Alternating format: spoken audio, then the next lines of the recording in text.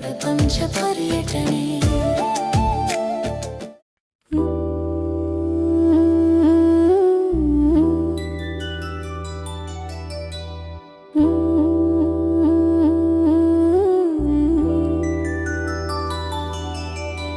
ಶ್ರೀ ಸತ್ಯನಾರಾಯಣ ಸ್ವಾಮಿಯ ಕಿ ಜೈ. ಶ್ರೀ ಸತ್ಯನಾರಾಯಣ ಸ್ವಾಮಿ ಕಿ ಜೈ.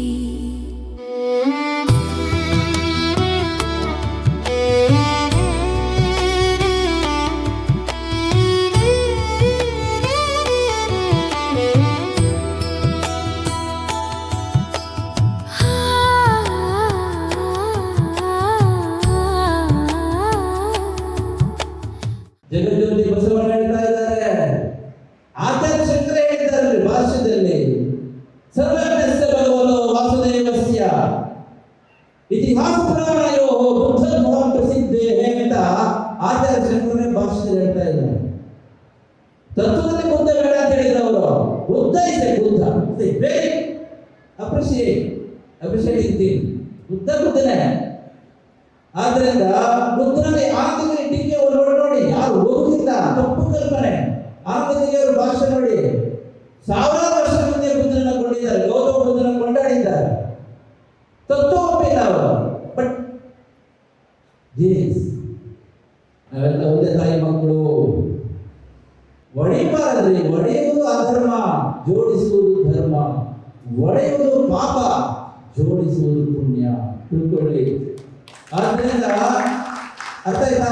ನಾವೆಲ್ಲರೂ ಕೂಡ ಪ್ರಣವ ಸ್ವರೂಪಿಯಾಗಿರ್ತಕ್ಕಂಥ ಪರಮಾತ್ಮನ ಮಕ್ಕಳು.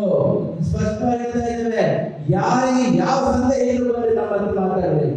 ಓಪನ್ ಆಗಿ ಹೇಳ್ತಾ ಇದ್ದೇವೆ ನಾವು. ಎಲ್ಲ ಸಂಸ್ಕೃತಿಗಳು ಕೂಡ ಓಂಕಾರವನ್ನ ಅತ್ಯಂತ ಮಹತ್ವದ ಸ್ಥಾನವನ್ನ ಕೊಟ್ಟು ಅದಕ್ಕೆ ಪೂಜನೀಯ ಸ್ಥಾನವನ್ನ ಕೊಟ್ಟಿದೆ.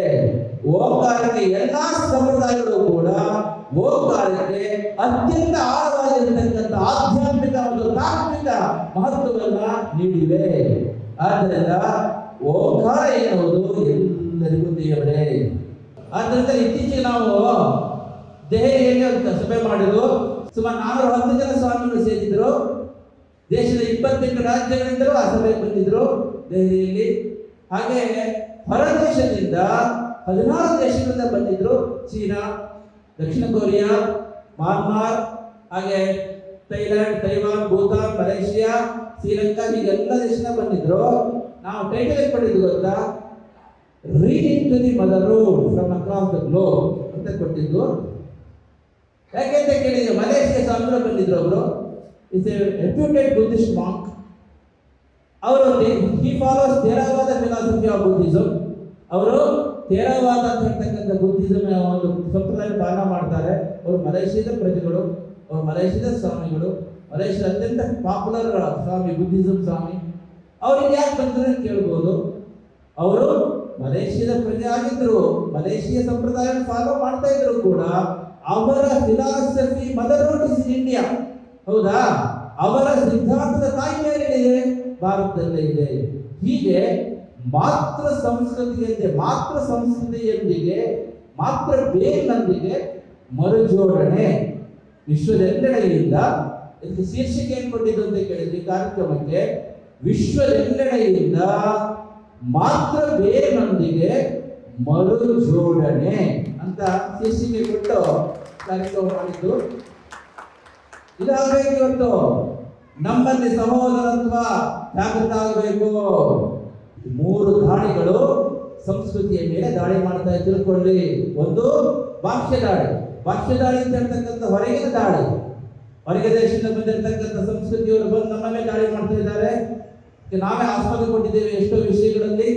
ಒಟ್ಟರೆ ಮತಾಂತರ ಇರ್ಬೋದು, ಇನ್ನೊಂದು ಜಿಹಾದಿ ತತ್ವ ಇರ್ಬೋದು, ಮತಾಂತರ ಇರ್ಬೋದು. ಇದಕ್ಕೆಲ್ಲ ಮೂಲ ಕಾರಣ ಭಾಷ್ಯ ದಾಳಿ.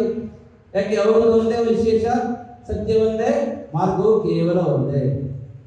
ಆ ರೀತಿ ಇರೋದ್ರಿಂದ ಸಹಜವಾಗಿ ದಾಳಿಗೆ ಅವರು ವಿಶೇಷ ಮುತುವರ್ಜಿ ವಹಿಸ್ತಾರೆ. ಇನ್ನೊಂದು ಆಂತರಿಕ ದಾಳಿ, ನಮ್ಮಲ್ಲೇ ಕಚ್ಚಾಟ. ಸಹೋದರತ್ವವನ್ನು ಮರೆತು ನಾವು ಹೆಚ್ಚು, ಅವರು ಕಡಿಮೆ, ನಮಗೆ ಜಾಸ್ತಿ, ಅವರು ಕಡಿಮೆ. ಹೀಗೆ ಅನೇಕ ವಿಚಾರಗಳಲ್ಲಿ ಶೋಷಣೆಯ ಮನೋಭಾವ ಇರಬಹುದು, ಆಂತರಿಕ ಅಸಮಾನತೆ ಇರಬಹುದು, ತಾರತಮ್ಯದ ನೀತಿ ಇರಬಹುದು. ಹೀಗೆ ಅನೇಕ ವಿಚಾರಗಳಲ್ಲಿ ನಾವು ದೋಷಗಳನ್ನೇ ಗುಣಾಂಕ ತಪ್ಪಾಗಿ ಭಾವಿಸಿಕೊಂಡಿರುವುದರಿಂದ ಅದು ಆಂತರಿಕ ದಾಳಿಗೆ ಆಸ್ಪದ ಮಾಡಿಕೊಳ್ತಾ ಇದೆ. ಇನ್ನೊಂದು ರಾಜತಾಂತ್ರಿಕ ದಾಳಿ. ಇನ್ನು ಮೊದಲು ಹೇಳಿದ್ರು ನಾವು ಯಾವುದು ಆರ್ಯ ದ್ರಾವಿಡ. ಆರ್ಯ ಅಂದ್ರೆ ಏನು? ಸ್ಪಷ್ಟವಾಗಿ ನೋಡಿ, ಬೌದ್ಧರಾಗಲಿ, ವೈದಿಕ ಪಂಥದವರಾಗಲಿ, ವೈಷ್ಣವರಾಗಲಿ, ಶೈವರಾಗಲಿ, ಜೈನರಾಗಲಿ ಯಾರೂ ಕೂಡ ಆರ್ಯರನ್ನ ಜನಾಂಗ ಅಂತ ಹೇಳಿಲ್ಲ. ಎಲ್ಲರೂ ಕೂಡ ಆರ್ಯ ಅಂದ್ರೆ ಗೌರವ ಸೂಚಕ ಪದ ಅಂತ ಹೇಳಿದ್ದಾರೆ. ಕರ್ತವ್ಯಂ ಆಚರಂ ಕಾರ್ಯಂ ಅಕರ್ತವ್ಯಂ ಅನಾಚರಂ ತಿಷ್ಠತಿ ಪ್ರಕೃತಾಚಾರ್ಯ ಸವಾ ಆರ್ಯ ಇತಿ ಸ್ಮೃತಃ ಅಂತ ಶಾಸ್ತ್ರ ಹೇಳ್ತಕ್ಕಂಥ ಮಾತು.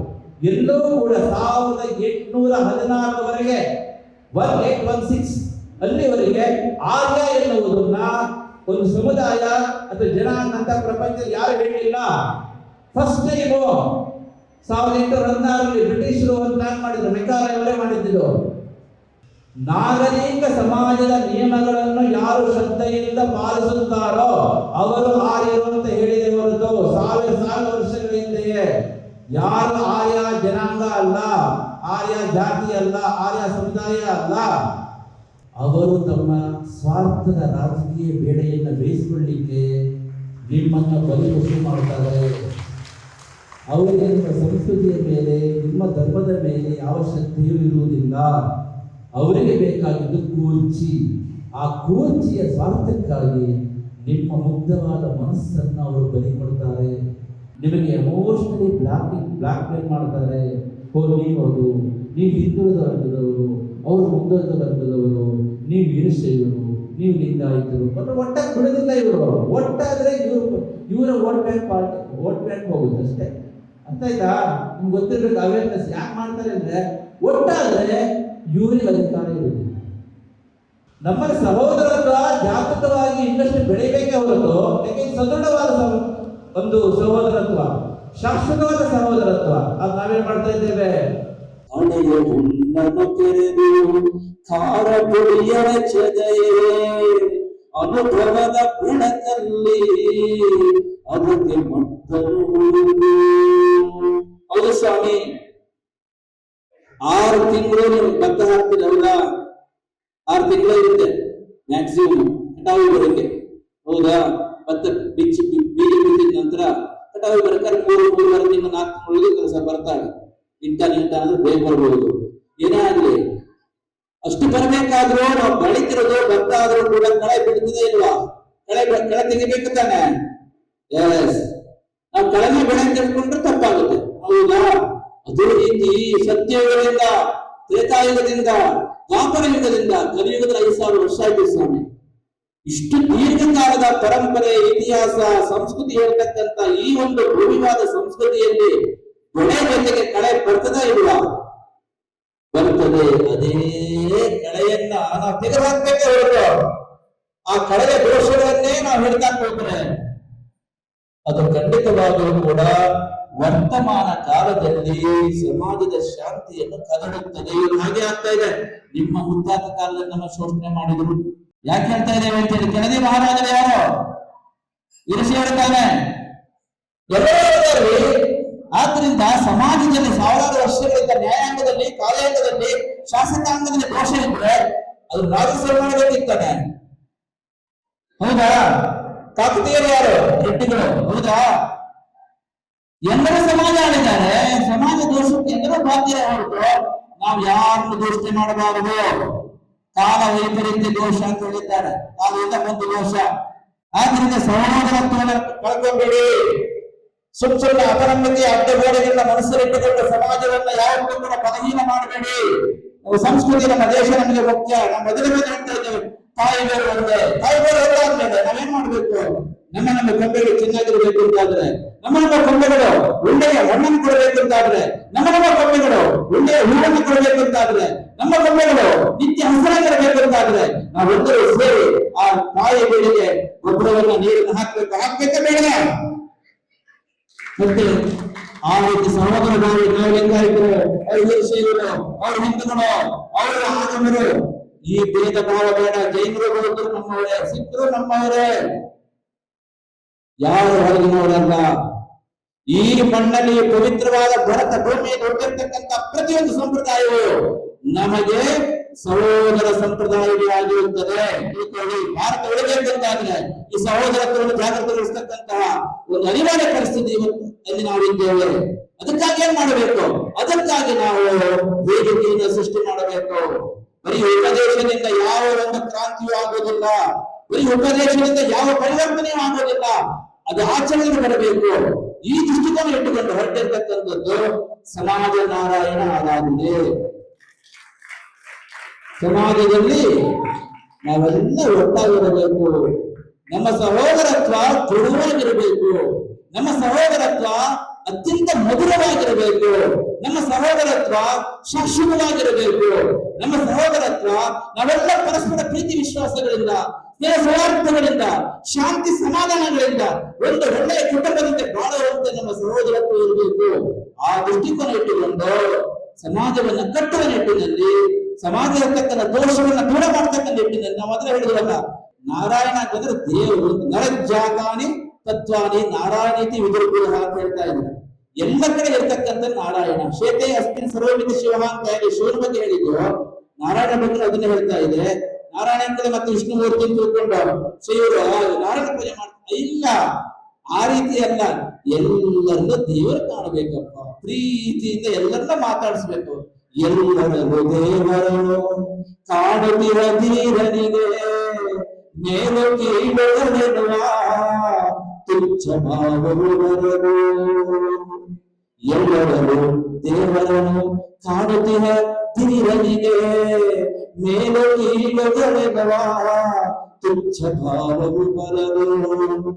ಮಾಡುತ್ತಿರ ಕಾಯಕರಿ ದೈವ ಬುದ್ಧಿಯು ಇರಲು. ಮಾಡುತ್ತಿರ ಕಾಯಕರಿ ದೈವ ಬುದ್ಧಿಯಿರಲು. ಪಾಪದ ಭಯವಿರಲು. ಸಚ್ಚಿದಾನಂದ ಪಾಪದ ಭಯವಿರಲು. ಸಚ್ಚಿದಾನಂದ. ಉಪನಿಷತ್ತು ಹೇಳ್ತಾ ಇದೆ, ಏಕೋ ದೇವ ಸರ್ವಭೂತೇಷು ದೇವಃ ಸರ್ವವ್ಯಾಪಿ ಸರ್ವಭೂತಾಂತರಾತ್ಮ. ಕೃಷ್ಣ ಪರಮಾತ್ಮ ಹೇಳ್ತಾ ಇದ್ದಾನೆ, ಸಮಂ ಸರ್ವೇಷು ಭೂತೇಷು ತಿಷ್ಠಂತಂ ಪರಮೇಶ್ವರಂ ಸಮಂ ಸಮನಾಗಿ. ಸರ್ವೇಷು ಭೂತೇಷು ಎಲ್ಲ ಮಾನವರಲ್ಲಿ ತಿಷ್ಠಂತಂ ನೆಲೆಸಿದ್ದಾನೆ ಪರಮೇಶ್ವರ ದೇವರು. ಎಲ್ಲರನ್ನೂ ನಾವು ಹೇಳ್ತೇವೆ ಪಿಂಡಿಕಾಕರಣ ಮಾಡುವಾಗ ಯಾವುದು ಇಲ್ಲಿ ಸರ್ವಭೂತೇಷು ಮಾತೃರೂಪೇಣ ಸಂಸ್ಥಿತ ನಮಸ್ತಸ್ಯೈ ನಮಸ್ತಸ್ಯೈ ನಮಸ್ತಸ್ಯೈ ನಮೋತ್ತಮ. ಹೇಳಲಿಕ್ಕೆ 1000 ಹೇಳ್ತೀವಿ, ಆಚರಣೆ ಮಾತ್ರ 0 ಆಗಿರುವುದು ಆಗ್ಬಾರದು. ಆದ್ರಿಂದ ನಮ್ಮ ಭಾರತೀಯ ಸಂಸ್ಥೆ ಹೇಳ್ತಾ ಇದೆ, ಎಲ್ಲರನ್ನ ದೇವರನ್ನ ನೋಡಪ್ಪ ಅಂತ. ಆದ್ರೆ ಅದನ್ನ ಮಾಡ್ಬೇಕು. ಅದಕ್ಕೋಸ್ಕರ ಒಂದು ವೇದಿಕೆ ಆಗಬೇಕಲ್ಲ.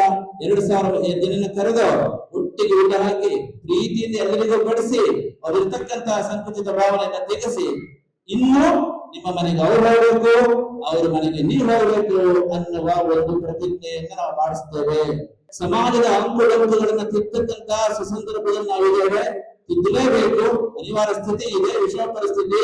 ಆದ್ದರಿಂದ ನಾವೇನ್ ಮಾಡ್ಬೇಕು? ಭೂತಕಾಲ ಹೇಳಿದ್ವಲ್ಲ, ಭೂತಕಾಲವ ಕೆದಕಿ ಶಾಂತಿಯನ್ನು ಕದಡದೆ ವರ್ತಮಾನದಿ ಬದುಕು ಸಚ್ಚಿದಾನಂದ. ನಾವು ಸಹೋದರರು ನೆನಪಿಟ್ಕೊಳ್ಳಿ. ಇವತ್ತು ಈ ಸಂದೇಶವನ್ನ ಇಡೀ ಸಮಾಜಕ್ಕೆ ಕೊಡಿ, ಇಡೀ ರಾಷ್ಟ್ರಕ್ಕೆ ಕೊಡಿ. ಅದಕ್ಕೋಸ್ಕರ ಒಂದು ಈ ಭಾರತೀಯ ಸಂಸ್ಕೃತಿಗೆ ಸೇರಿರ್ತಕ್ಕಂಥ ಎಲ್ಲ ಪೀಠಾಧಿಪತಿಗಳು, ಸುಮಾರು 2000 ಪೀಠಾಧಿಪತಿಗಳು ಸೇರಿ ದೊಡ್ಡ ಮಹಾ ಒಕ್ಕೂಟ ಮಾಡಿದ್ದೇವೆ, ಭಾರತೀಯ ಸಂತ ಮಹಾಪರಿಷತ್ ಅಂತ. ಗೊತ್ತಿರಬೇಕು, ಇದು ಪ್ರಪಂಚದ ಆ ಒಂದು ದಿಕ್ಕನ್ನೇ ಬದಲಿಸ್ತಾ ಇರತಕ್ಕಂತಹ ಕೆಲವೇ ವರ್ಷಗಳಲ್ಲಿ ಪ್ರಪಂಚದ ದಿಕ್ಕನ್ನು ಬದಲಾಯಿಸುತ್ತದೆ ಭಾರತೀಯ ಸಂತ ಮಹಾಪರಿಷತ್ ಎನ್ನುವ ಮಹಾ ಒಕ್ಕೂಟ. ಈ ಎಲ್ಲ ಇದರ ದಲೆಲಾಮನ್ನು ಹಿಡಿದು ಮಲೇಷಿಯಾ, ಯುರೋಪಿಯಾ, ಚೀನಾ, ಹಾಗೆಯೇ ಮ್ಯಾನ್ಮಾರು, ಥೈಲ್ಯಾಂಡ್, ತೈವಾನ್, ಭೂತಾನ, ಎಷ್ಟು ಎಲ್ಲಾ ದೇಶದ ಪ್ರಮುಖ ಸಂತರಿದ್ದಾರೆ. ಭಾರತದ ಎಲ್ಲ ಸಂಪ್ರದಾಯರಿದ್ದಾರೆ. ಈ ಪುಣ್ಯ ಭೂಮಿಯಲ್ಲಿ ಹುಟ್ಟಿದ ಸಂಪ್ರದಾಯಕ್ಕೆ ಸೇರತಕ್ಕಂಥ ಎಲ್ಲರನ್ನೂ ಕೂಡ ಸಹೋದರ ಭಾವದಿಂದ ನಾವು ಒಂದು ಫ್ರೇಮೊಳಗೆ ತರಬೇಕು ಉದ್ದೇಶದಿಂದ ಸಂತರನ್ನ ಮುಂದಕ್ಕೆ ಹೊರಟಿದ್ದೇವೆ.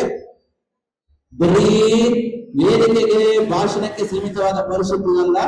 1000 ವರ್ಷ 24/7 ವರ್ಕ್ ಮಾಡ್ಲಿಕ್ಕೆ ಏನ್ ಬೇಕು ಅಷ್ಟನ್ನ ಪೂಜೆ ಸಂತ ನಿರ್ಧಾರ ಮಾಡಿದ್ದಾರೆ. 1000 ವರ್ಷ ಮಾಡಬೇಕು. ಅಷ್ಟು ಬುಡ ಬಿಟ್ಟು ಹೋಗಿದೆ. 1000 ವರ್ಷ 24/7 ವರ್ಕ್ ಮಾಡಿದ್ರೆ ಮತ್ತೆ ಪುನಃ ಭಾರತ ಜಗದ್ಗುರು ಆಗುತ್ತೆ. ಅದಕ್ಕೋಸ್ಕರ ಸಂಕಲ್ಪ ಮಾಡಿದ್ದಾರೆ ಎಲ್ಲರೂ ಕೂಡ. ಆದ್ದರಿಂದ ಎಲ್ಲರನ್ನ ಒಂದು ಶ್ರೇಣ ತರಲಿಕ್ಕಾಗಿ ನಾವು 2 ಮಹೋನ್ನತವಾದ ಆಕ್ಷನ್ ಪ್ಲಾನ್ಸ್. ಒಂದು, ಈ ಮಣ್ಣಲ್ಲಿ ಹೊಟ್ಟೆ ತಿಳ್ಕೊಳ್ಳಿಕ್ಕೆ ಸದ್ಯದಲ್ಲಿ ನಿಮ್ಮ ಮನೆಗೆ ಬರ್ತೇವೆ. ನಾವು ಅದಕ್ಕೋಸ್ಕರ ಹೇಳ್ತಾ ಇದ್ದೇವೆ, ನಿಮ್ಮ ಮನೆಗೆ ಬರ್ತೇವೆ. ಅವರವರ ಸಂಪ್ರದಾಯಕ್ಕೆ ಅನುಸಾರವಾಗಿ ಜೀವನದಲ್ಲಿ ಸಮಾನವಾಗಿ ಪಾಲಿಸಲು ಒಂದೇ ರೀತಿಯ ಆಚಾರ ಸಂಹಿತೆ, ಏಕರೂಪ ಆಚಾರ ಸಂಹಿತೆ, uniform ritual code for each and everyone who belongs to this ಭಾರತೀಯ ಸಂಸ್ಕೃತಿ.